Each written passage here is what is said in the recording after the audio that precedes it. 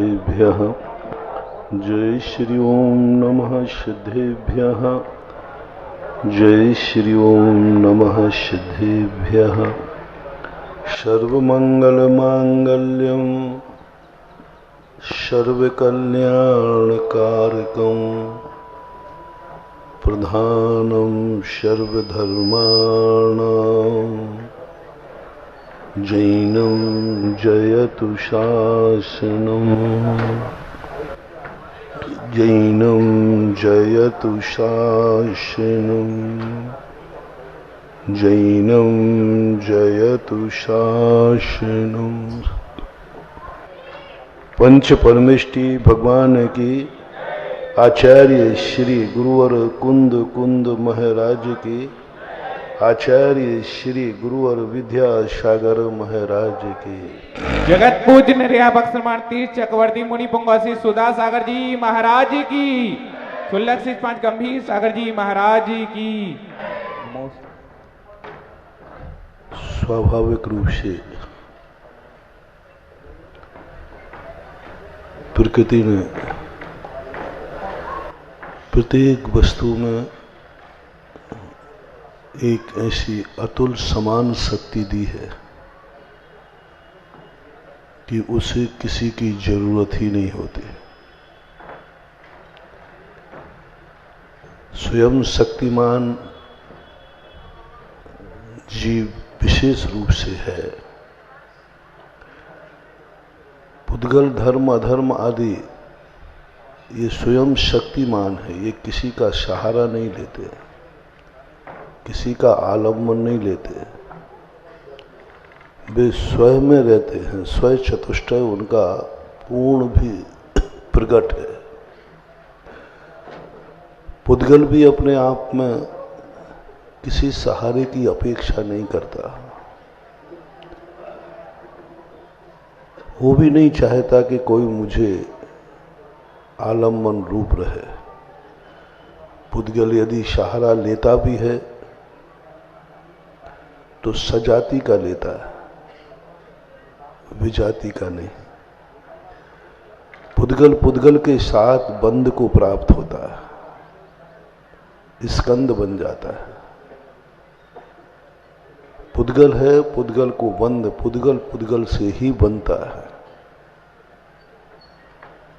लेकिन जीव की दशा बड़ी विचित्र है। जैन दर्शन कहता है कि जीव को सबसे पहले अपने आप की अनुभूति करना चाहिए। मैं हूं अपने में स्वयं पूर्ण, पर की मुझ में कुछ गंध नहीं। मैं अपने आप में पूर्ण हूं। मैं सब तरफ से पूर्ण हूं। स्वयं चतुष्टय मेरे अंदर विद्यमान है। मैं ही द्रव्य हूं, मैं ही क्षेत्र हूं, मैं ही काल हूं, मैं ही भाव हूं। जब सब कुछ मेरा ही है, सब कुछ मेरे में ही घटित होना है, सब कुछ मुझे ही करना है, तो फिर क्यों हम पर की तरफ आलम्बन की बात मन में लाते हैं। जब मैं स्वयं हूं, अस्तित्वमान हूं, तो हमारे अस्तित्व की कहानी हम दूसरे पर क्यों छोड़ते हैं कि यह व्यक्ति मेरे साथ रहे तो मेरा अस्तित्व बना रहेगा। पर के अधीन जब भी तुमने अपने अस्तित्व को कायम करोगे, कहीं ना कहीं तुम अस्तित्व विहीन हो जाओगे। क्योंकि पर व्यक्ति, पर वस्तु जितनी भी है वो कहीं ना कहीं तुम्हारे अस्तित्व को कायम त्रिकालिक नहीं कर सकती, तात्कालिक कर सकती। कुछ परिस्थितियों में ऐसी आती है जब पर वस्तुएं हमें सहारा बन जाती हैं, हमारे अस्तित्व को कायम करती हैं। लेकिन पर वस्तु एक ना एक दिन जरूर वो तुमसे अलग होगी और तुम्हारा अस्तित्व खतरे में पड़ जाएगा। इसलिए जैन दर्शन ने सबसे बड़ा सूत्र दिया कि तुम अपना अस्तित्व कायम करो, स्वयं के अस्तित्व तुम हो, कल भी थे, आज भी हो और कल भी रहोगे। ये अनुभूति कुंद कुंद स्वामी की देन, समय सार वह एक ऐसी महान शक्ति को उद्घाटित करता है जो कहता है तुम स्वयं की सत्ता पहचानो। तुम दूसरों की शक्तियां देख देख करके बहुत दीनहीन हो गए हो। दूसरे का सहारा लेते लेते तुम चलना भूल गए हो। दूसरे की बातें सोचते सोचते स्वयं के संबंध में सोचना भूल गए। ये मन पर को इतना जानता रहा, पर के संबंध में इतना सोचता रहा कि स्वयं पर सोचना ही बंद हो गया। हमारा ज्ञान दर्शन पर को इतना देखता रहा कि स्वयं को देखना ही भूल गया। कुंद कुंद स्वामी भगवान कहते हैं कि ये बहुत बड़ी, क्योंकि हमने पर को इतना देखा कि ज्ञान का विषय ही नहीं बन पा रहा है कि मैं हूं, दुनिया है ये जान रहा है ज्ञान, स्वयं हूं ये ज्ञान नहीं जान रहा है, भूल गया, संस्कार पड़ गए। ऐसा ही विचार, ऐसा ही आंखें, पर को देखते देखते आंखें इतना देखने लगी कि आंखें स्वयं को ही देखना भूल गई। इसलिए अपनी आंखें स्वयं को नहीं देखती। अपने कान भी दूसरों की आवाजें सुन सुन करके इतने अभ्यस्त हो गए कि कानों में अपनी आत्मा की आवाज नहीं आती। हम दूसरों के सारी बातें सुनते हैं, अच्छी भी सुनते हैं, बुरी भी सुनते हैं, लेकिन हम अपने खुद की आत्मा की आवाज नहीं सुन पा रहे हैं। हम बोलते हैं, दुनिया से बोलते हैं, दुनिया के लिए बोलते हैं, अपने आप से कोई नहीं बोल रहा है। आप लोगों में कई बार देखा होगा, कई लोग जो नेता लोग होते ना, वो दूसरों को अच्छा समझाते हैं, अच्छा बोलते हैं, अच्छा मिलते हैं, और स्वयं अपनों से नहीं बोलते। अपनी आत्मा भी है, उससे हमने कभी दो वार्तालाप नहीं किए।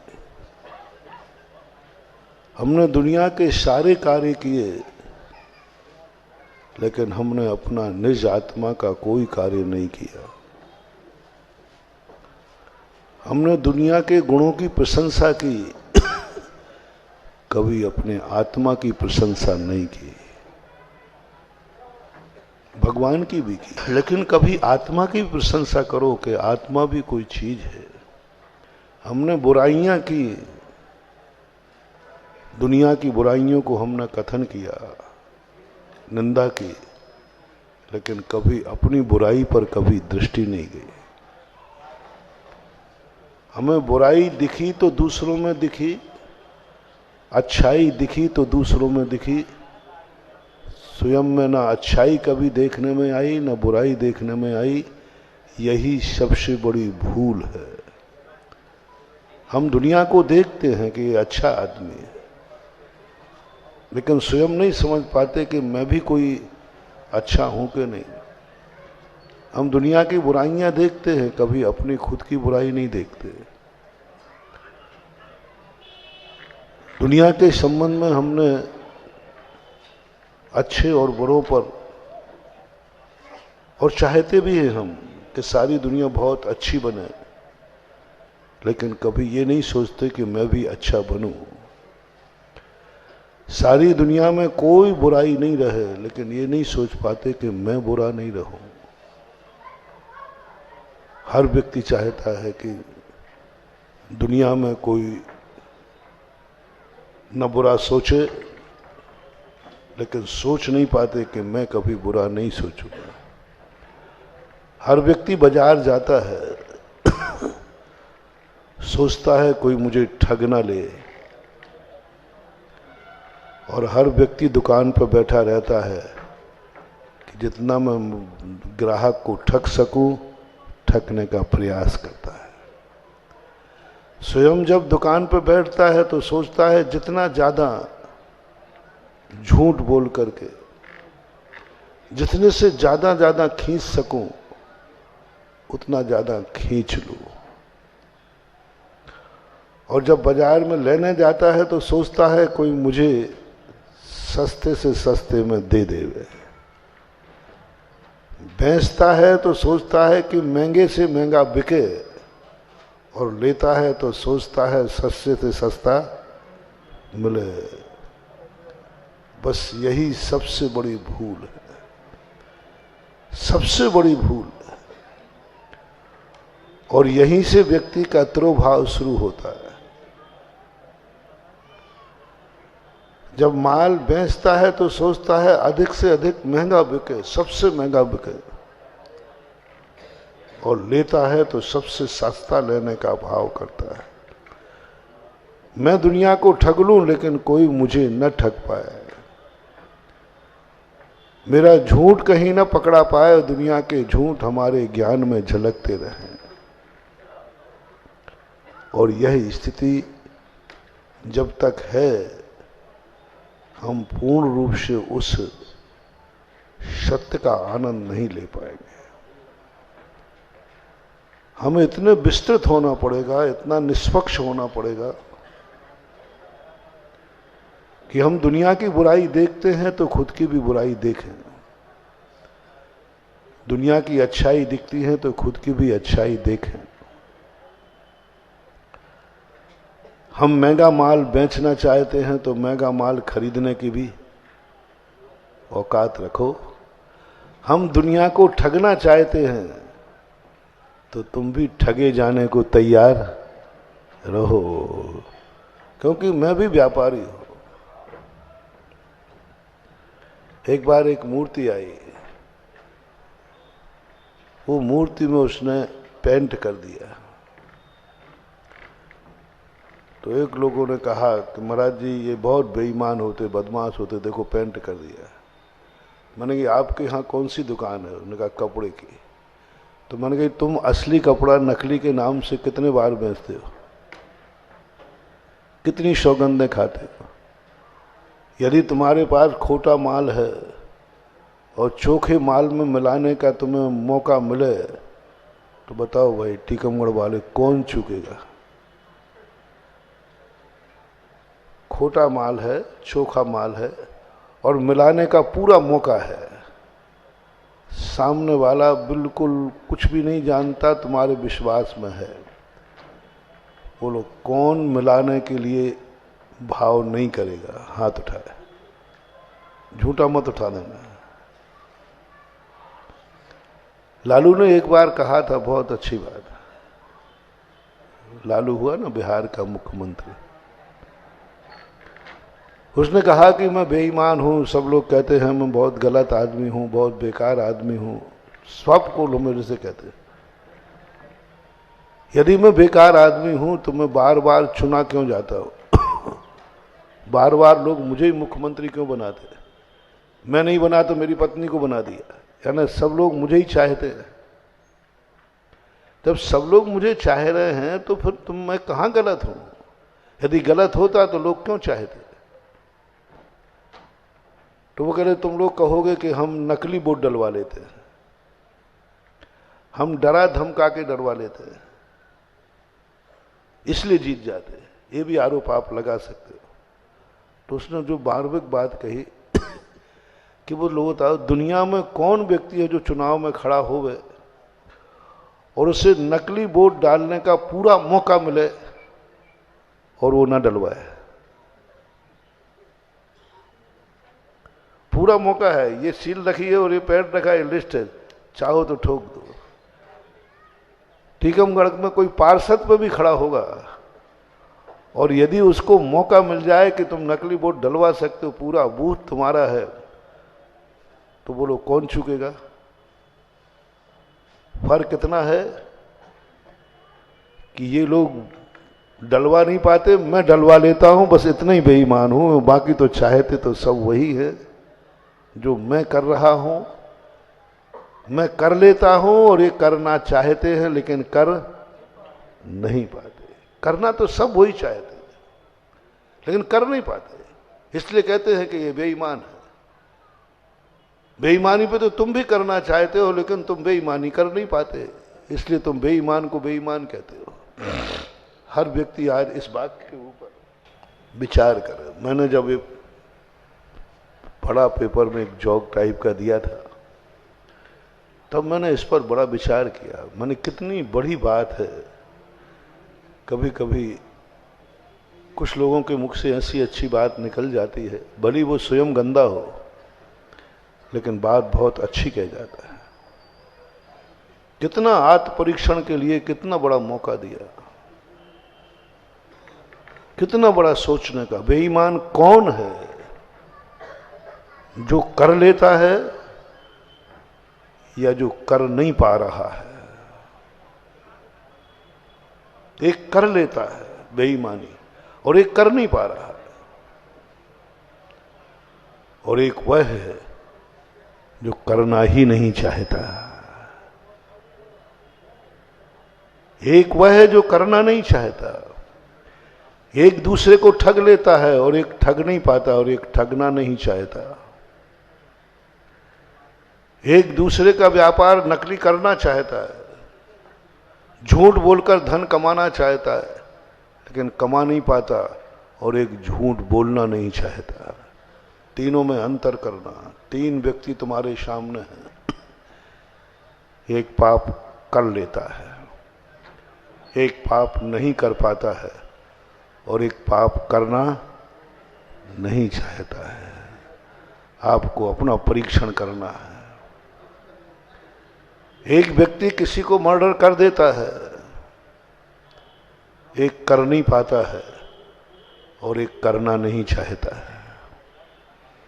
एक व्यक्ति झूठ बोल देता है, कोई पकड़ नहीं पाता उसको, और एक झूठ बोल नहीं पाता है, बोलना चाहता है, और एक झूठ बोलना ही नहीं चाहता। एक चोरी कर लेता है, सफल हो जाता है, एक चोरी करना चाहता है लेकिन कर नहीं पाता, पकड़ा जाता है, और एक कहता है मैं चोरी करूंगा ही नहीं। एक व्यक्ति व्यभिचार कर लेता है, कुशील कर लेता है, एक व्यक्ति व्यभिचार कर नहीं पाता है और एक व्यक्ति व्यभिचार करना ही नहीं चाहता। एक व्यक्ति बहुत धन कमा लेता है, बहुत कमाता है, माटी को छूता है सोना हो जाता है, दिन रात कमाता है, किसी में भी हाथ डाल दे कभी घाटा नहीं होता। और एक कमाना चाहता है लेकिन कमा नहीं पाता, बहुत कमाना चाहता, बहुत मेहनत करता है लेकिन कमा नहीं पाता, कमा नहीं पाता। और एक वह है जो कमाना ही नहीं चाहता। ये पांचों पापों में तीन व्यक्ति, एक ऊंचाई पर पहुंचना चाहता है, पहुंच गया, और एक पहुंच नहीं पाता और एक पहुंचना नहीं चाहता। एक इंटरव्यू देने गया, एक व्यक्ति पास हो गया, एक ने प्रयास किया लेकिन पास नहीं हो पाया, एक ने प्रयास ही नहीं किया, प्रयास ही नहीं किया। अब इन पांच पापों में तीन व्यक्ति, तीन प्रोसेस आपको दी। सभी लोग अपनी अपनी गिरेबान देखें, इन तीन में से आप कौन हैं, बस समझ में आ जाएगा सब। धर्म कोई बड़ा नहीं है, धर्म इतना सरल है, इतना सस्ता है, एक सेकंड में समझ में आता है। धर्म कोई बड़ी चीज नहीं। अधर्म कठिन है, अधर्म समझ में नहीं आता क्योंकि अधर्म के रास्ते बहुत होते हैं। साधुओं का रास्ता तो एक होता है लेकिन डाकुओं के रास्ते कोई पता ही नहीं कहां से होते हैं। राजमार्ग जिसे कहते हैं। अधर्म के कोई रास्ते नहीं होते। अधर्म के तो जहां से चल जाए वहीं अधर्म का रास्ता बन जाता है। अधर्म से कोई काल नहीं होता, सदा रहता है। पूरे के पूरे तीनों कालों में ऐसा एक भी काल नहीं है जिस समय कोई अधर्म न रहा हो और अधर्मी न रहा हो। कोई भी काल नहीं, सदा अधर्मी मौजूद थे, सदा अधर्म मौजूद था। धर्मियों के जरूर काल निश्चित होते। धर्मी भली दुनिया में रहे नहीं रहे, लेकिन अधर्मी तो रहेगा। ज्ञान रहे या नहीं रहे, अज्ञान तो रहेगा। अमीर रहे या नहीं रहे, दरिद्र तो रहेंगे। अच्छे लोग दुनिया में रहे या नहीं रहे, लेकिन बुरे लोग तो रहेंगे। इसलिए बहुत रास्ते अधर्म के, धर्म का तो एक ही रास्ता है। पूज्यवर उमा स्वामी महाराज ने धर्म का एक ही रास्ता बताया, सम्यक दर्शन ज्ञान चारित्राणी मोक्ष मार्ग। और अधर्म के, संसार के, जहां चाहो वही रास्ता है, जहां चल दो वही रास्ता है, जहां चल दो वही रास्ता है। लेकिन धर्म जहां चल दो वही रास्ता नहीं है। जे पूरब शिव गए जाएं और आगे जे हैं। अपने मनमाने रास्ते पर हम नहीं जा सकते। हमारा रास्ता निश्चित है, जिस पर तीर्थंकर चले हैं, महान पुरुष करते चले हैं,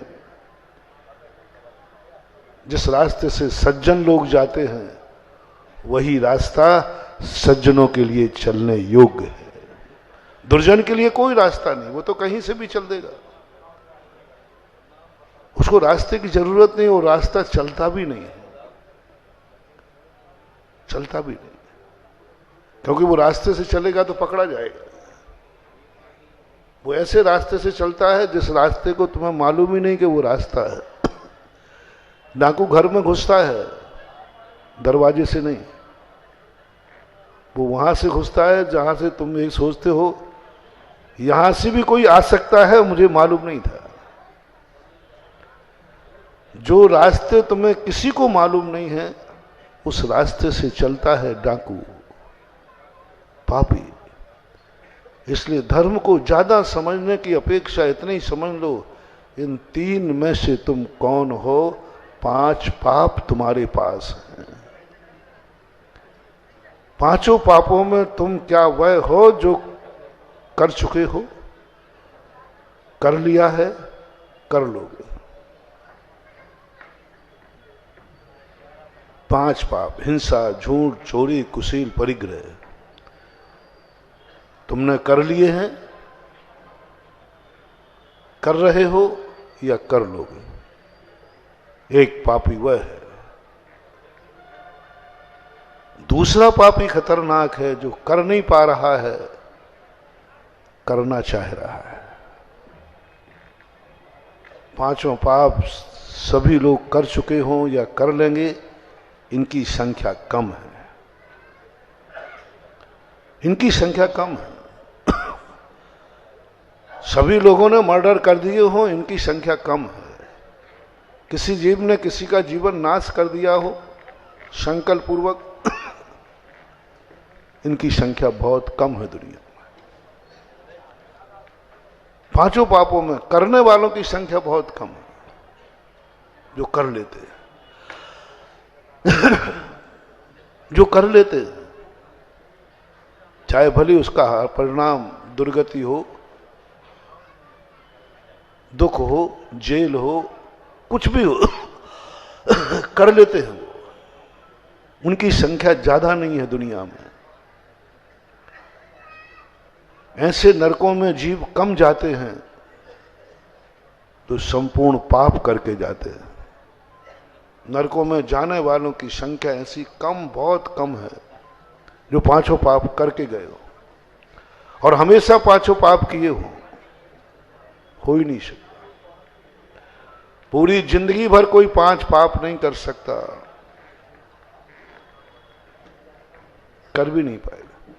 एक व्यक्ति यदि सबसे बड़ा योद्धा किसी को मार सकता है तो युद्ध में आता है तासरी का, गांगे का, भीष्म पितामह का। एक दिन में वो 10,000 योद्धाओं को मार देते थे, एक दिन में। सूर्य उदय के समय तलवार निकलती थी, तीर निकलता सूर्य अस्त पर, वो 10,000 युद्धामान को समाप्त कर देते, तभी दिन डूबता था। इससे ज्यादा का रिकॉर्ड अभी तक कोई शास्त्रों में मिला नहीं, इससे ज्यादा कोई कर भी नहीं पाया। इसलिए महानुभाव, सबसे बड़ी चीज है कि करने वालों की संख्या तो बहुत कम है। नरकों में जाने वालों की संख्या, ऐसे पापी वहां बहुत कम मिले जिन्होंने पाप किया था, बहुत कम जिन्होंने पाप किया था, अपराध किया था। लेकिन बे नरकों में सबसे ज्यादा मिले जो पाप करना चाहते लेकिन कर नहीं पाए। एक तंदुल मत्स्य का उदाहरण आता है। वो एक मछली भी जिंदगी में नहीं खा पाता और सारे समुद्र की मछलियों का पापी वह नरकों में पहुंच, एक मछली जिंदगी में कभी मारते ही नहीं है, लेकिन मार नहीं पाता, मारने का भाव तो करता है। इन दोनों की संख्या बहुत, दूसरे नंबर की संख्या बहुत ज्यादा है। सब लोग स्वयं को देखें, तुम पाप नहीं कर पा रहे हो या करना नहीं चाहते हो या कर चुके हो। दूसरे नंबर में आप पकड़ो, पहले नंबर में तो मुझे विश्वास है जैनियों पर कि पहले नंबर के पापी तो सबसे कम दुनिया में मिलेंगे तो जैनियों में मिलेंगे। मैं दावा करता हूं पाप करने वाले जैनियों में नहीं है, बहुत कम परसेंटेज ही नहीं बनेगा। लाखों में कोई एक आध, हजारों में कोई एक आध मिलता है जो समस्त पापों में। सारी दुनिया की सब लोगों में देखा जाए तो जैनियों में सबसे कम पाप करने वाले हैं। रिपीट कर रहा हूं, पाप करने वालों की संख्या बोलो, और जिसमें टीकमगढ़ और हो,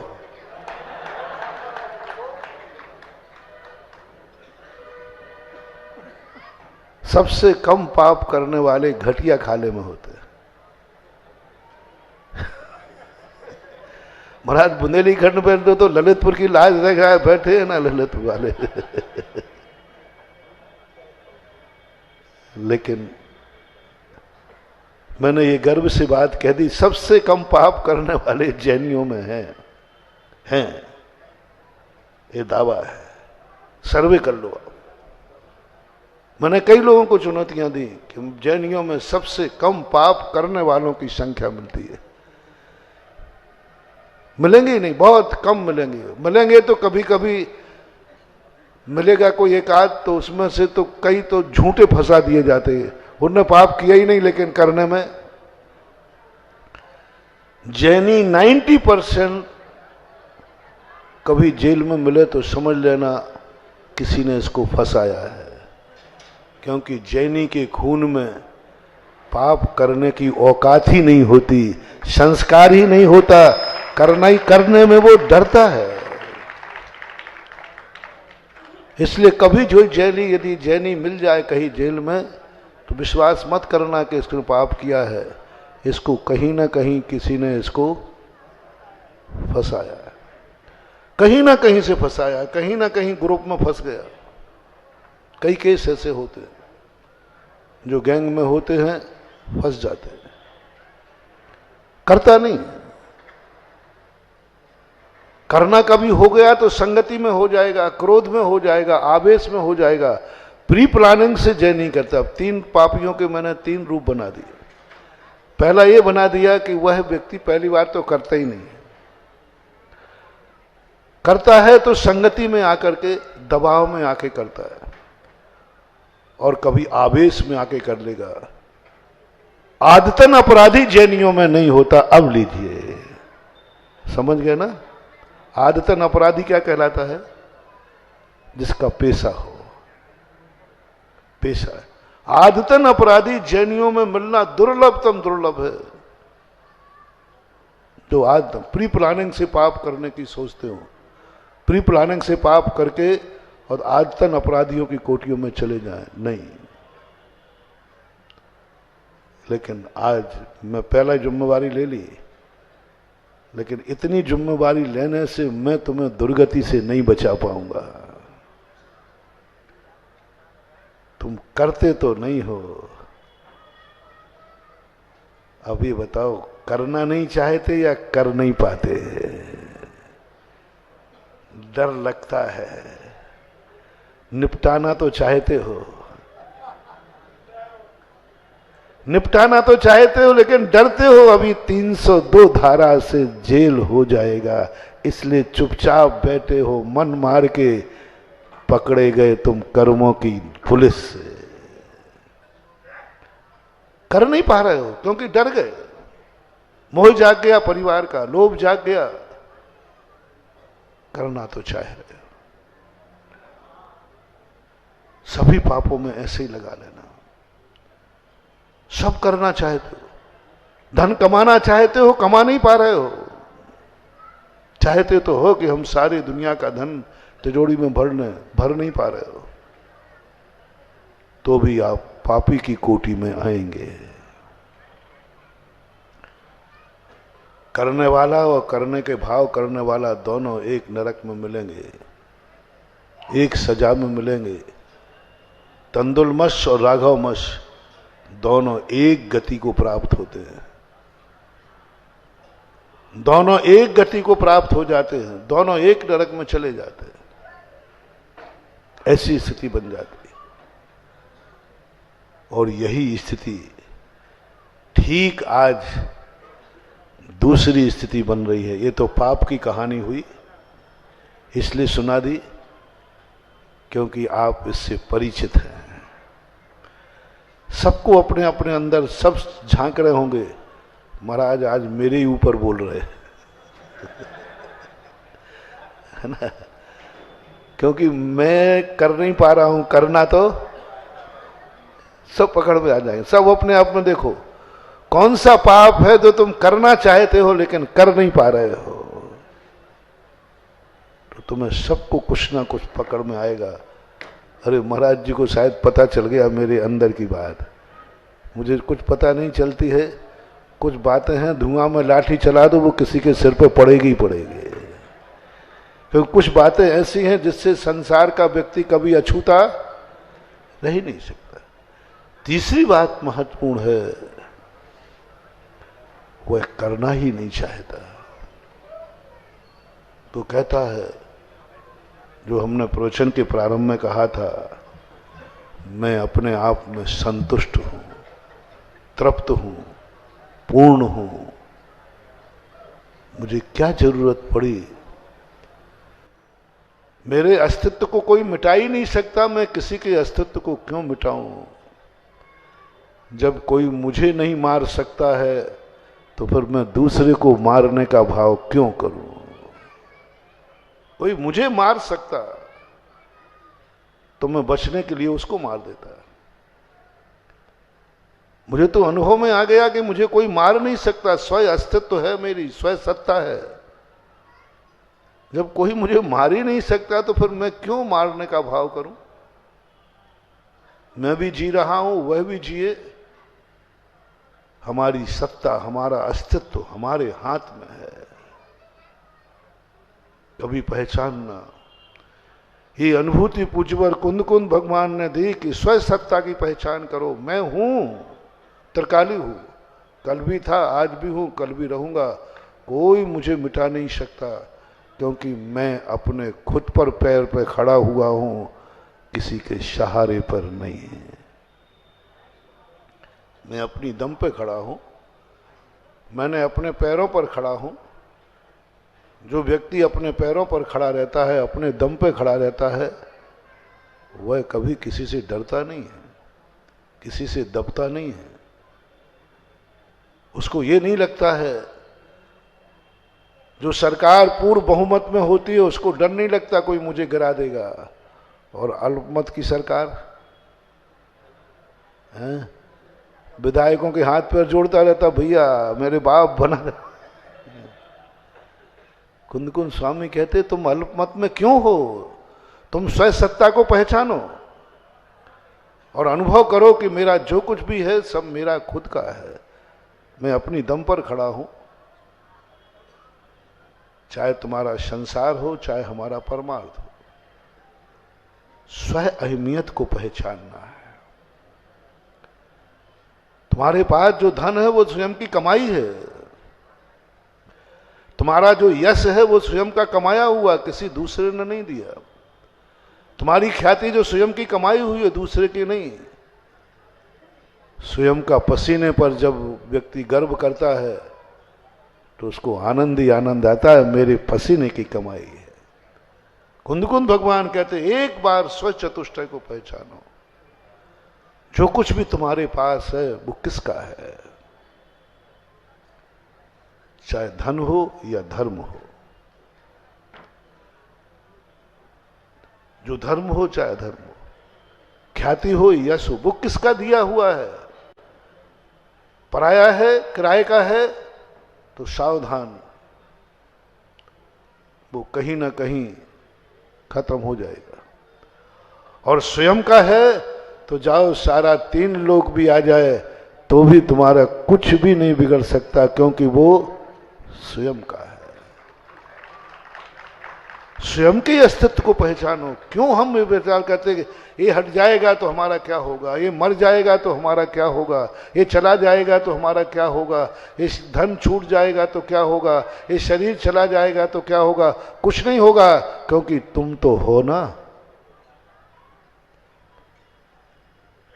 कुंद कुंद भगवान कहते सब मर गए, घर के सब मर गए, हो रहा है सब मर गए। कुंद कुंद स्वामी कहते सब मर गए, तू तो जिंदा है ना, तू स्वयं तो जिंदा है, तेरा अस्तित्व तो कहां गया। तू अपनी सत्ता को पहचान। और एक बार ऐसी अनुभूति जब आ जाती है, आप खुद प्रैक्टिकल देखना, जो स्वयं की कमाई हो। एक बार एक व्यक्ति को किराए का मकान था, बहुत अच्छा, बहुत बढ़िया मकान था, 5,000 रुपये का 5-7 हजार रुपये महीने का किराया था। बहुत दिन पहले की बात है। और वो दुखी था, उनके परिवार दुखी थे, माँ पत्नी दुखी थी, सब दुखी थे। महाराज जी हमारे यहाँ किराए का मकान है। तो मैं हार करने गया, मैंने मकान तो बहुत अच्छा है। उनके घर के मुखिया थे, वो थोड़े लोभी थे, उनको मकान लेने के लिए ले सकते थे। तो सबने कहा महाराज जी आप इनको कहिए कि ये मकान ले लें, खुद का मकान हो। तो उन्होंने मुझे क्या समझा, बोले महाराज जी ये लोग सब मूर्ख हैं, इनको समझ 5,000-7,000 रुपये किराए में पूरा मकान मिला। अभी यही मैं मकान लेता हूं तो 5 करोड़ रुपया लगेंगे। महाराज जी मैं दे सकता हूं, बहुत पैसा था उनके पास।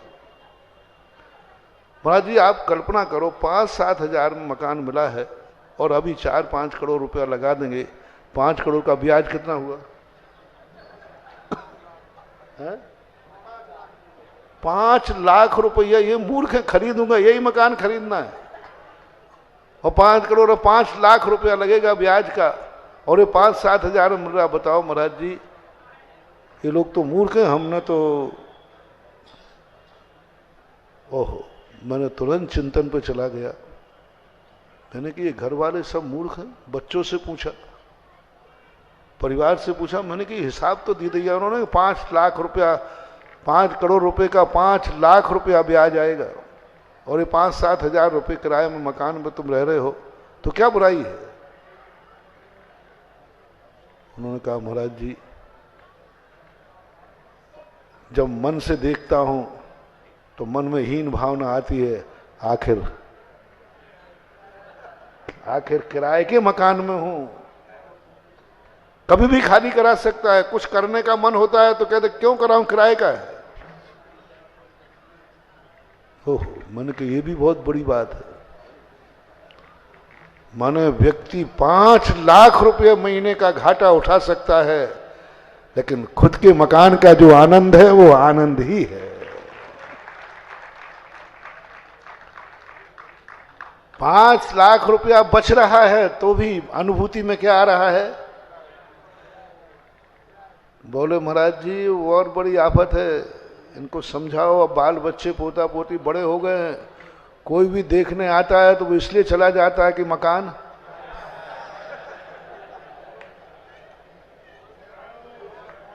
अब मैं इतना ज्यादा समझ, मैं तो वो सेठ जी बहुत अच्छे थे, तो उन्होंने मेरी खोपड़ी में बैठा दिया। मैंने की बात तो सही है, 5 लाख रुपया क्यों बर्बाद करे, वो 5-7 हजार ठीक है। तब उन बच्चों ने समझाया कि महाराज जी भी दादाजी की तरफ हो गए। तो उन्होंने कहा महाराज जी कोई देखने आता है तो वो ये पूछता है मकान किराए का है, तो वो अच्छे संबंध नहीं आते। और मन भी कचोटता है कि आखिर जिंदगी में क्या कमा पाए, मकान तो किराए का है।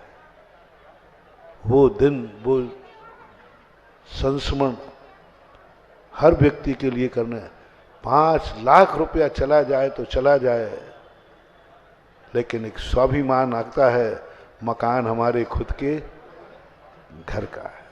बस यही तो कुंद स्वामी कहते हैं, यही तो जैन दर्शन कहता है कि तुम अपना अस्तित्व कब तक पर के अधीन रखोगे। ये कर्म, ये नौकर्म सब किराए के हैं, सस्ते हैं। कर्मों का सुख बहुत सस्ता है, इंद्रियों का सुख बहुत सस्ता है, बहुत सस्ता है।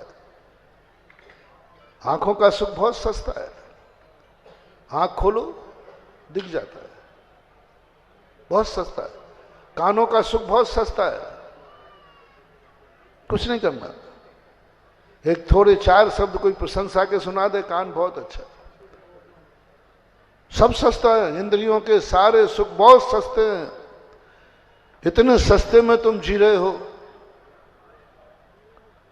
लेकिन अनुभूति की जब बात करता है ज्ञानी आकर, है तो पराधीन, है तो पर के निमित्त से, हमारा स्वयं का तो नहीं है। और एक क्षण को भी स्वयं की अनुभूति हो जाए, कुंद स्वामी कहते हैं, एक क्षण को भी अनुभूति हो जाए, हे यत्त निच्छ यज्ञो समो सब्बत सुंदरो लोये, वो आनंद है कि मैं हूं, मेरा सब कुछ है। यह सत्ता, यह अनुभूति जब तुम्हारे दिमाग में आ जाए, तो मैंने मात्र उनके लिए कहा है जो व्यक्ति अपने आप को समझने का, ये सबसे श्रेष्ठतम व्यक्ति है। दूसरा व्यक्ति वह है जो कहता है महाराज जी मैं सहारा तो लेना चाहूंगा, पाप करूंगा तो नहीं, लेकिन करने को जीत नहीं पा रहा हूं। अब इनके लिए उपदेश है, पहले वाले को कोई उपदेश नहीं, वो सुनेगा ही नहीं, क्योंकि वो तो करने में मस्त है, वो सुनता नहीं। पाप करने वाले कभी प्रवचन नहीं सुनते, पाप करने वाले कभी संगति अच्छी नहीं करते। संगति दूसरे नंबर का कर सकता है जो अभी कर नहीं पाया है, लेकिन करने की जुगाड़ में है। इनको प्रवचन दिया जाता है। पहला नंबर तुम्हारा प्रवचन सुनेगा नहीं, तीसरे नंबर को प्रवचन देने की, क्योंकि उसने तो नियम ही ले गया मैं कोई पाप करूंगा ही नहीं। बीच के नंबर के आप लोग हो, जिनके लिए ये प्रवचन है, जिनके लिए ये पंच कल्याणक है, जिनके लिए आज की बोलियां हैं। ये बीच का व्यक्ति है जो कर नहीं पाया, लेकिन करने की, बस इसको पकड़ लो जल्दी। जब तक ये कर नहीं पाए उसके पहले ही धन कमा के रख लिया है, उसको नहीं जिसने धन कमाया ही नहीं, कमा ही नहीं पा रहा। उससे ज्यादा एक के पास धन है ही नहीं, उसको नहीं बोलूंगा मैं आज। जिसके पास है ही नहीं बेचारा, जिसके पास कुछ भी नहीं, उससे तो कहते जा तू पाप का जितने करना है, क्या खाक करेगा। लेकिन बीच का व्यक्ति है जो कर सकता है लेकिन अभी किया नहीं है। धन आ गया है, अब ये धन कोई ना कोई पाप कराएगा, अभी किया नहीं है। जो कर चुके हैं वे तो अपात्र हैं। जो धन पाकर, तन पाकर पाप कर चुके वे तो अछूत हैं, वे तो इसके योग्य ही नहीं है, क्योंकि वो पाप कर चुके। वो मर्डर कर चुका है, वो शराब पी चुका है, वो सारे पापों को कर चुका है। वो तो इस मंदिर के योग्य नहीं है और ना ही वह पंच कल्याण के योग्य है, क्योंकि तो पाप कर चुका है, क्योंकि वो पाप कर चुका है। अब करने वाले को तो यही की बात है, भाई तू तो बाहर ही रहे, तू तो शराब पी चुका है, तुम अब बोली नहीं ले सकता, तू मंदिर नहीं जा सकता, तू तो मर्डर कर चुका है, तू अब पात्र बनने लायक नहीं है। और एक वह व्यक्ति जिसके लिए पहला व्यक्ति, यदि इनमें से आप हो, ऐसे पापी लोग, पहली बात तो वे पंडाल में आने की हिम्मत ही नहीं करेंगे, और आ भी जाएं तो बोली लेंगे नहीं, क्योंकि उनका किया हुआ पाप कर्म से कह देगा। कर्म मैंने ललितपुर में भी कहा था। कई लोग कहते महाराज जी उसके पास बहुत पैसा है लेकिन वो दान नहीं देता। मैंने ये उसका अतिशय नहीं है, ये हमारे धर्म का अतिशय है। एक बार किसी व्यक्ति ने कहा महाराज जी वो फलाना व्यक्ति बड़ा कट्टर मुनि भक्त था, लेकिन आजकल वो मुनि विरोधी हो गया है, वो मुनियों को मानते ही नहीं है, मुनियों को हार ही नहीं देता। महाराज जी ऐसा प्रवचन दो कि वो मुनि भक्त बन जाए, मुनियों को हार देने लग जाए। मैंने कि मैं ऐसी गलती नहीं करूंगा, मैं ऐसी गलती नहीं करूंगा, मैं मुनि विरोधी के हाथ से हार नहीं लूंगा। ये अंजलि कोई ऐरा खेरा की अंजलि नहीं है।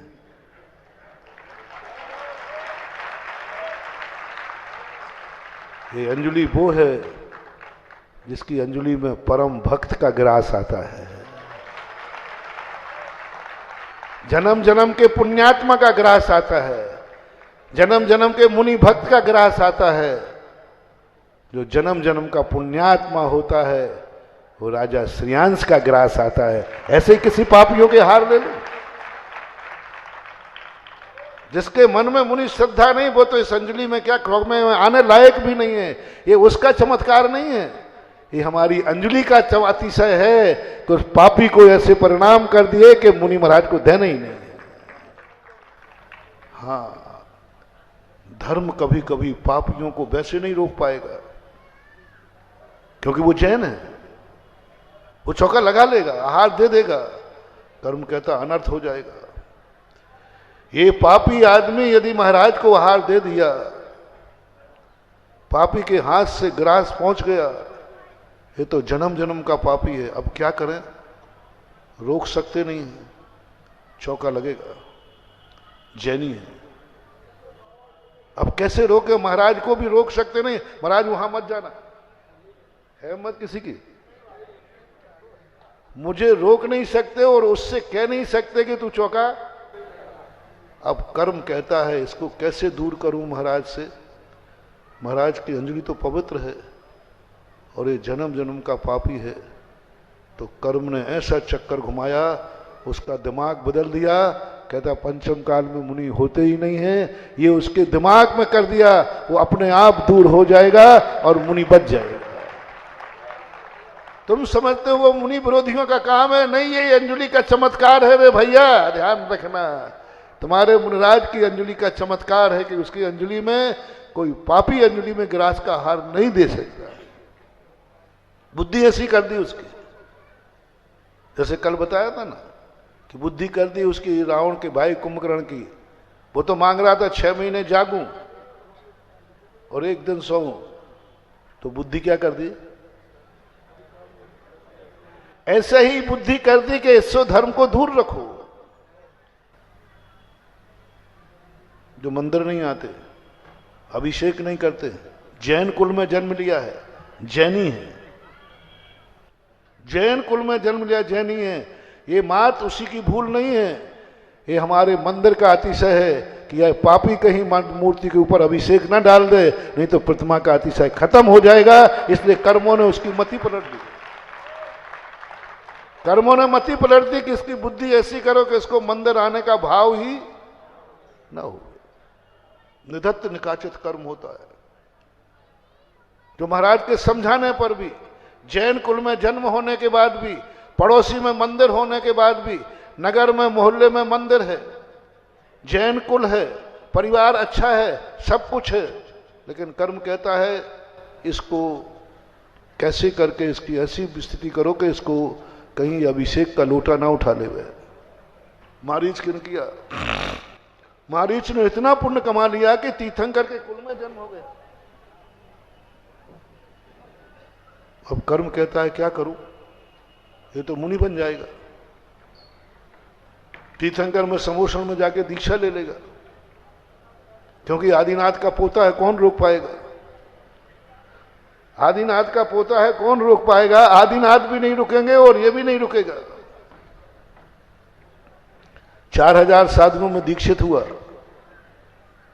ब्रह्मांड घबरा गया।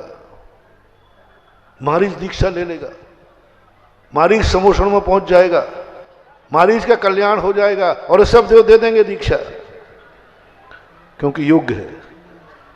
दीक्षा के लिए क्या चाहिए, उच्च कुल चाहिए, उच्च जाति चाहिए, उस संस्कार चाहिए, और ज्ञान भी था उसको, सब कुछ था। दीक्षा दे देगा, भगवान दीक्षा दे देंगे। किसकी हिम्मत है जो भगवान को रोके, भगवान इसको दीक्षा,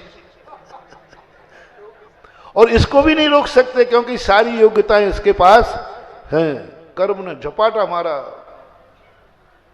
कर्म ने कहा पलट दो बुद्धि, और ऐसी बुद्धि पलटी, कर्म ने ऐसी बुद्धि पलटी कि मारीच आदिनाथ के विरोध में खड़ा हो गया। कर्म ने कहा मामला निपट गया, आदिनाथ के विरोध में खड़ा हो गया मारीच। कर्म खुश हो गए, बोले मामला निपट गया, ना वो दीक्षा देने वाले हैं और ना ये दीक्षा लेने वाले हैं, क्योंकि दोनों में ये कर्म ने आकर के बीच में उस पापी को हटा दिया। यदि मारीच दीक्षा ले लेता तो पता नहीं क्या हो जाता, अनर्थ हो जाता। कर्म ने हटाया, कर्म ने बीच में आके हटाया, हटाओ, बीच में दरार पाड़ दो। हमारी एक कोड़ा कोड़ी सागर वर्ष का निधत्त निकाचित कर्म बांध के आया था। कर्म कहता है कि मैंने जो बंधा है इसको फल भोगे बिना ये दीक्षा कैसे ले लेगा, ये मुनि कैसे बन जाएगा, रोको इसको। कैसे रोके, कोई तरीका ही नहीं था। आदिनाथ के विरोध में उसके कर्म ने आकर खड़ा कर दिया। महानुभाव, ये तुम समझ रहे हो, मारी समझ रहा है कि मेरी हैकड़ी देखो, मैं आदिनाथ के विरोध में खड़ा हो गया। मूर्ख, तुझे पता नहीं है ये जैन धर्म का चमत्कार था कि तुझे विरोध में खड़ा कर दिया जिससे तू दूर हट जा। ये चमत्कार था, अतिशय था जैन धर्म का। और महावीर स्वामी ने कहा, जब वो केवल ज्ञानी सम्यक को प्राप्त हुए, ओहो, मुझे धर्म से दूर करने का ये तरीका था। मेरे कर्म ने मुझे कहा तुझे धर्मात्मा नहीं बनने दूंगा। इसलिए महानुभाव, जो दान आदि भी नहीं देते, पैसे वाले होकर के, मेरा कमेटियों से कहना है, क्या समझते हो तुम मेरे पंचकल्याणक को, क्या समझते हो? कोई साधारण पंचकल्याणक नहीं है। सौधर्मेंद्र का पंचकल्याणक में तो सौधर्म का कोई योगदान नहीं, उसमें कोई चमत्कार नहीं होता। सौधर्मेंद्र कुछ भी नहीं करता, कोई पुण्य का कार्य ही नहीं है, क्योंकि सब कुछ भगवान को करना है। सौधर्म तो नौकर चाकर है, कुछ नहीं करता, वो सब भगवान को करना है। भगवान का पुण्य उदय में आता है। 6 महीने पहले से 56 कुमारियां भेज दी, भगवान का पुण्य का उदय था। जाना पड़ेगा, ड्यूटी है। राष्ट्रपति आया है तो मुख्यमंत्री को आना पड़ेगा, बुलाने की जरूरत ही नहीं, वो तो ड्यूटी है उसकी, भगवान का पुण्य है। 15 महीने रत्नों की वृष्टि हुई, सौधर्म ने क्या किया, वो तो भगवान का पुण्य था, करना पड़ेगा। मेरू पर्वत पर भगवान का अभिषेक किया, क्या किया उसने?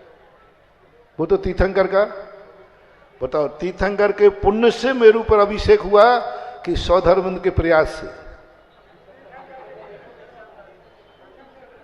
15 महीने तक जो रत्न वृष्टि हुई वो कुबेर के प्रयास से कि तीर्थंकर के पुण्य से? मेरू पर अभिषेक हुआ वो सौधर्मंद के प्रयास से कि तीर्थंकर के पुण्य से? स्वर्गों से जो कपड़े आए वो तीर्थंकर के पुण्य से या सौधर्मंद के प्रयास से? दीक्षा में दीक्षा कल्याणक मनाया किसके प्रयास से? तीर्थंकर का पुण्य था, तीर्थंकर का पुरुषार्थ था दीक्षा लेना, या सौधर्मेंद्र का? तीर्थंकर का। बड़ी नीलांजना लाए। केवल ज्ञान के सौधर्मेंद्र का प्रयास था कि भगवान का स्वयं का? वे मोक्ष गए हैं अपने पुरुषार्थ से या सौधर्मेंद्र के? तो इस सौधर्मेंद्र ने क्या किया? क्या किया? अब लो हमारा सौधर्मेंद्र, हमारा सौधर्मेंद्र आज जो बनने वाला है उसका देखो। आज मूर्ति का कौन सा पुण्य है? एक पाषाण था, साक्षात सौधर्मेंद्र से असंख्यात पंचकल्याणक मनाने के बाद भी उसका पुण्य और पंचम काल में एक मूर्ति के पंचकल्याणक का सौधर्मेंद्र बनने का पुण्य उससे अनंत गुना ज्यादा है। आज कोई भी महुआ का कलेवा करके नहीं आया होगा, क्योंकि महुआ का कलेवा तो नशा तो देगा ही, चाहे तुम वैसे खाओ चाहे, क्योंकि घटिया खाना महुआ में बड़ा प्रसिद्ध है। इसलिए आज अभी शायद कोई नहीं आया होगा, बाद में खा लेना। आज तो अष्टमी है वैसे ही, इससे चले अपन बहुत जल्दी इतना अच्छा कार्य करें कि ललितपुर वाले ध्यान रखना, ये देखने आए हैं, ध्यान रखना।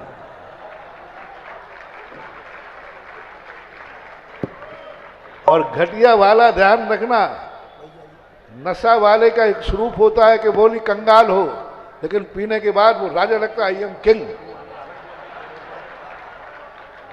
तो ललितपुर वालों को दिखा दो कि ये घटिया खाला है, और तुम देखते रह जाओ, और ये जाते जो वहां जाके कहें टीकमगढ़ में गजब हो गया।